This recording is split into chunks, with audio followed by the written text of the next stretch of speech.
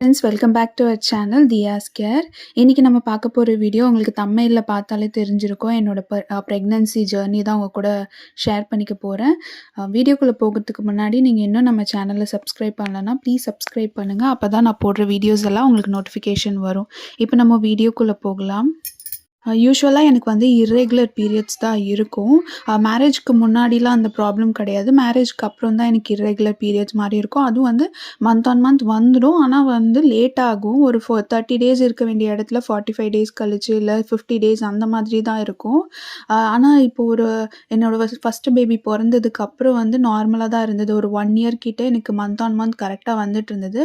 அப்புறம் ஒரு சடனாக இந்த கொரோனா டைமுக்கு அப்புறத்துலேருந்து வந்து எனக்கு இர்ரெகுலர் மறுபடியும் ஸ்டார்ட் ஆக ஆரம்பிச்சிருச்சு. லாஸ்ட் இயர்லாம் பார்த்தீங்கன்னா எனக்கு இர்ரெகுலர் எப்படி இருந்ததுன்னா 3 மந்த்ஸ் ஒன்ஸ் தான் வரும். ஸோ 3 மந்த்ஸ் ஒன்ஸ் வரும். அதுக்கப்புறம் அகெயின் 3 மந்த்ஸ் வராது. அதுக்கப்புறம் அந்த மாதிரி தான் அந்த 1 இயர் ஃபுல்லாகவே இருந்துச்சு. சரி நம்ம இப்படியே விடக்கூடாது. ஏன்னா இதுக்கு முன்னாடி இர்ரெகுலர் இருந்தது. ஆனால் வந்து மந்த் ஆன் மந்த் வந்தாலும் லேட் ஆகுது அப்படின்றதுனால நான் விட்டுட்டேன். ஆனால் இந்த மாதிரி 3 மந்த்ஸ் ஒன்ஸ் வருதுன்னா கண்டிப்பாக ஏதாவது ப்ராப்ளமாக இருக்குன்றதுனால நான் கைனகாலஜிஸ்ட் அவங்கள போய் மீட் பண்ணேன். அவங்க வந்து டெஸ்ட் எல்லாம் எடுக்க சொன்னாங்க. யூசுவலாக இர்ரெகுலராக இருந்தால் சில காரணங்கள் இருக்கும். தைராய்டாக இருக்கலாம், இல்லாட்டி வந்து சிஸ்ட் ஏதாவது இருக்கிற மாதிரி இருக்கும், இல்லை கர்ப்பப்பையில் ஏதாவது ப்ராப்ளம் அந்த மாதிரி இருந்தால் தான் இர்ரெகுலர் இருக்கும். அதனால் எல்லா டெஸ்ட்டும் பார்த்தாங்க, ஸ்கேனும் பார்த்தாங்க. பார்த்தா எல்லாத்துலேயுமே ரிசல்ட் வந்து எனக்கு ப்ராப்ளம் இருக்கிற மாதிரியே இல்லை. தைராய்டு டெஸ்ட் வந்து 3 டைம்ஸ் எடுக்க சொன்னாங்க மந்த் ஆன் மந்த்து. ஸோ அதுவும் நான் எடுத்துகிட்டு போய் காமிச்சேன். தைராய்டு இல்லைன்ட்டாங்க. அப்புறம் யூட்ரஸ் ஸ்கேன் எடுத்து பார்த்தாங்க. ஸோ அதில் ஏதாவது கட்டி மாதிரி ஏதாவது இருக்கான்னு பார்த்தாங்க. அதுவும் எதுவுமே இல்லை. எந்த டெஸ்ட் எடுத்தாலும் நார்மலாக தான் இருக்குது. அப்புறம் ஏன் எனக்கு இர்ரெகுலர் வருதுன்றதே தெரியல. அதுக்கப்புறம் தான் சொன்னாங்க ஒர்க் லைஃப் பேலன்ஸு இல்லை உங்களுக்கு ஸ்ட்ரெஸ்ஸு அந்த மாதிரி இருந்தால் கூட இந்த மாதிரி இர்ரெகுலர் பீரியட்ஸ் வரலாம். இல்லாட்டி ஹார்மோன் சேஞ்ச்னால கூட இப்படி இருக்கலாம் அப்படின்னு சொல்லியிருந்தாங்க. அதனால ஃபஸ்ட்டு நம்ம இர்ரெகுலரை வந்து சரிப்படுத்தணும். அந்த டைமில் வந்து எனக்கு வந்து செகண்ட் ப்ரெக்னன்சிலாம் பிளான் பண்ணணுன்ற ஐடியா இல்லை. ஏன்னா எனக்கு அந்த டைமில் ஃபஸ்ட் பேபி இருந்தாங்க. அப்போ வந்து அவங்களுக்கு 3 வயசு தான் ஆகிட்டுருந்தது. அதனால் இப்போதைக்கு அந்த பிளான் இல்லைன்றதுனால நான் வந்து நார்மலாக என்னோடய பீரியட்ஸ் ப்ராப்ளம் மட்டும் சரியானா போதுன்ற மாதிரி தான் நான் ஃபஸ்ட்டு போயிருந்தேன். அதுக்கேற்ற மாதிரி என் டாக்டரும் வந்து இர்ரெகுலர் பீரியட்ஸ்க்காக எனக்கு டேப்லெட்ஸும் கொடுத்துருந்தாங்க. 3 மந்த்ஸ் சைக்கிள்ன்ற மாதிரி 16 டேஸ்க்கு நம்ம அந்த டேப்லெட் எடுக்கணும் 1 மந்த்தில். ஸோ அது வந்து நான் 3 மாதம் தொடர்ந்து எடுத்தேன். 3 மாதம் தொடர்ந்து எடுத்ததுக்கப்புறம் அதாவது நான் லாஸ்ட் இயர் வந்து ஒரு செப்டம்பர் டைமில் போயிருப்பேன். ஸோ அக்டோபர், நவம்பர், டிசம்பர் அந்த 3 மந்த்ஸுமே அவங்க மெடிசன் எல்லாமே எடுத்து கரெக்டாக ஃபாலோ பண்ணேன். அந்த டைமில் தைராய்டு டெஸ்ட் எல்லாமே மறுபடியும் எடுத்துகிட்டே இருந்தாங்க. மந்த் ஆன் மந்த் அகெயின் அதை ரிப்பீட் பண்ண சொல்லிகிட்டே இருந்தாங்க. ஏன்னா ஃபேமிலி ஹிஸ்ட்ரியில் யாருக்காவது தைராய்டு இருந்தால் கூட இந்த ப்ராப்ளம் வருன்றதுனால அவங்க அகெயின் எடுக்க சொன்னாங்க. ஆனாலும் ரிசல்ட் எல்லாமே நார்மலாக தான் இருந்துச்சு. நான் இந்த 3 மந்த்ஸ் இந்த டேப்லெட் நான் எடுத்ததுக்கப்புறம் எனக்கு ஜான்வரியிலேருந்து வந்து எனக்கு நார்மல் ஆகிடுச்சு. இர்ரெகுலர் பீரியட்ஸ்லேருந்து ரெகுலர் ஆகிடுச்சு. ஸோ கரெக்ட் டைமுக்கு எந்த மந்த் வருதோ 30 டேஸ் அந்த ஒரு சைக்கிளில் மாறிடுச்சு. அதுக்கப்புறம் நார்மல் ஆகிடுச்சு. டேப்லெட்டும் ஸ்டாப் பண்ண சொல்லிட்டாங்க. அப்போ கூட எனக்கு வந்து செகண்ட் ப்ரெக்னன்சி பிளானிங் அந்த மாதிரிலாம் எதுவும் கிடையாது. அதுக்கப்புறம் ஏப்ரல் டைமில் சும்மா ரிவ்யூ மாதிரி நான் போயிருந்தபோது தான் என் டாக்டர் சொன்னாங்க, சப்போஸ் உங்களுக்கு ஏதாவது பிளான் இருந்துச்சுன்னா கூட நீங்கள் பேபி பிளான் பண்ணிக்கலாம் அப்படின்ற மாதிரி சொன்னாங்க. எங்களுக்கு அப்போ கூட அந்த ஐடியா இல்லை. சரி ரிவ்யூ மட்டும் பண்ணிவிட்டு நாங்கள் வந்தாச்சு.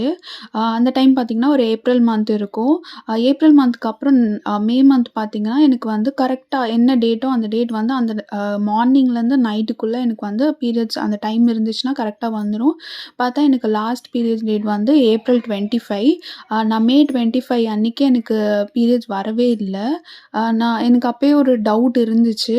சரி ஓகே ஒன் டே விட்டுட்டு பார்க்கலாம் அப்படின்னு சொல்லிட்டு நான் 26th பார்த்தேன். அதாவது 25th என்னோட பீரியட்ஸ் டேட்னா நான் 26th வெயிட் பண்ணேன். எனக்கு 26த்தும் வரல. ஸோ 27th என்ன பண்ணேன், கார்டு வாங்கி பார்க்கலான்னு பார்த்தேன். ஸோ ஏர்லி மார்னிங் நான் கார்டு வாங்கி பார்த்தேன்.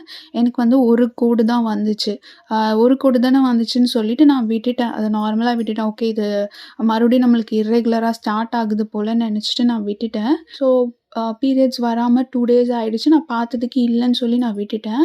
பார்த்தா எனக்கு அகைன் ஒரு 5 டேஸ் ஆச்சு. 5 டேஸ் ஆகியும் என் ஃப்ரெண்ட் கிட்டயும் நான் சொல்லியிருந்தேன். இந்த மாதிரி எனக்கு ரெகுலரா வந்துட்டு இருந்தது. இப்போ வரல. நான் கார்ட் செக் பண்ணேன்.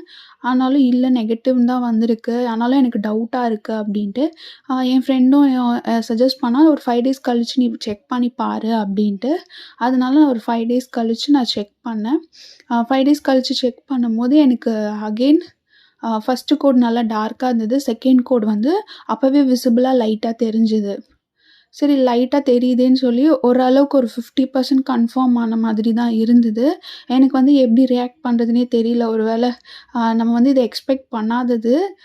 ஸோ ஆனா இப்படி வந்திருக்குன்னு நெனச்சு கொஞ்சம் ஹேப்பியா தான் இருந்தது. ஆனாலும் நான் வெயிட் பண்ணேன். சரி நம்ம 5 டேஸ் தானே ஆகியிருக்கு. இன்னும் ஒரு 7 டேஸ் எக்ஸ்ட்ரா ஆகட்டும். அப்படின்னு சொல்லிட்டு மறுபடியும் கொஞ்ச நாள் வெயிட் பண்ணி அகைன் மறுபடியும் செக் பண்ணும்போது எனக்கு 2 கோடுமே விசிபிளா தெரிஞ்சிருச்சு.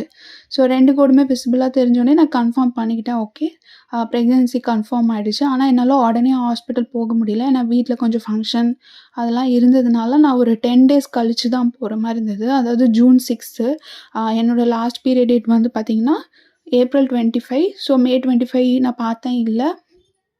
அதுலேருந்து நான் ஜூன் 6 தான் ஹாஸ்பிட்டல் போற மாரி இருந்துச்சு. ஸோ ஹாஸ்பிட்டல் போக முன்னாடி அவங்க ரீசென்ட்டா எடுத்த கார்ட் தானே கேட்பாங்கன்னு சொல்லிட்டு, அன்னைக்கு மார்னிங்கும் நான் எடுத்தேன். அதுவும் உங்களுக்கு டார்க்கா உங்களுக்கு காமிச்சிருக்கும். ஸோ இதுதான் நான் லைவா டெஸ்ட் பண்ணி பார்த்தது. அதுதான் இந்த வீடியோ. ஸோ இப்படி தான் என்னோட ப்ரெக்னன்சியோட ஜர்னி இருந்தது. ஃபர்ஸ்ட்டு ஒரு இர்ரெகுலர் பீரியட்ஸ்லேருந்து ஃபர்ஸ்ட்டு நான் அதுக்கு ட்ரீட்மெண்ட் எடுத்து ரெகுலர் ஆக்குனேன். அப்போ கூட எனக்கு பேபி பிளானிங்க்காக நான் ரெகுலர் ஆக்கல. என்னோட ஹெல்த்தே எனக்கே வந்து நான் வெயிட் நான் ரொம்ப இருக்க மாட்டேன். ஆனா எனக்கு இர்ரெகுலர் எப்போ ஸ்டார்ட் ஆக ஆரம்பிச்சதோ, அதுலேருந்து எனக்கு வெயிட் செம்மையா போட ஆரம்பிச்சது. ஏன்னா நான் பிஃபோர் மேரேஜ் வந்து 50 கேஜி தான் இருந்தேன். ஆனா ஆஃப்டர் மேரேஜ் பார்த்தீங்கன்னா, ஒரு 10 கேஜி போட்டு 60 கிட்ட வந்துட்டேன். ஸோ இந்த மாரி வெயிட் கெயின் நடுவுல ஒரு பாப்பா பொறந்ததுனால கூட வெயிட் கெயின் ஆகியிருக்கலாம்.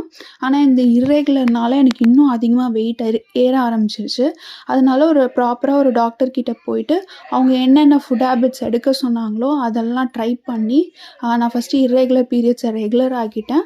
அதுக்கப்புறம் தான் எனக்கு இந்த பேபி வந்து செகண்ட் பேபி கன்ஃபார்ம் ஆச்சு. ஸோ அதுதான் உங்க கூட ஷேர் பண்ணணும்னு இருந்தேன். உங்களுக்கு இந்த வீடியோ பிடிச்சிருந்ததுன்னா, மறக்காம லைக் பண்ணுங்க, ஷேர் பண்ணுங்க, சப்ஸ்கிரைப் பண்ணுங்க.